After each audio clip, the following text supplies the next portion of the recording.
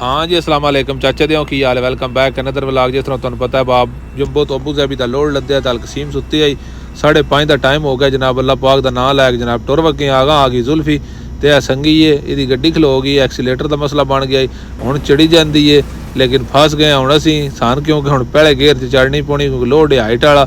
इस वजह तो असी जनाब पहले गेयर च राम राम नाल चढ़ी है। उस तो बाद जनाब नाश्ता किया है। नाश्ता करने तो बाद अगर जनाब टुरे हाँ तो अगले पासे संगी आ गए ने उन्होंने की जनाब सलाम दुआ 5-10 मिनट। उस तो बाद जनाब फिर टुर वगे हाँ तो अगले पासे जनाब अलमराई आ गया। ये जनाब चिट्टा मत्ता अलमरूफ इतों जनाब खाधी रोटी शोटी नाल जनाब चाह का कप लिया तो फिर जनाब अपने राही पै गए। तो बार्डर रह गया 397 किलोमीटर। अगर हारत को मत्ता ही उत्थे आ रहे हैं तो मत्ते तो जनाब रश बड़ा ही 2 घंटे इतने भज गए ने वेख्या लैना लगियां ने। फिर जनाब 200 वाले मत्ते ते आए दिल ने मुलाकात की। दिल तो बाद जनाब रियासत साहब आ गए ने उन्होंने मुलाकात की। फिर जनाब इस्लामाबाद होटल तो एक बारी चंगा दबा के टुकर पानी किया। फिर जनाब असी बार्डर वाल भज वगे हैं।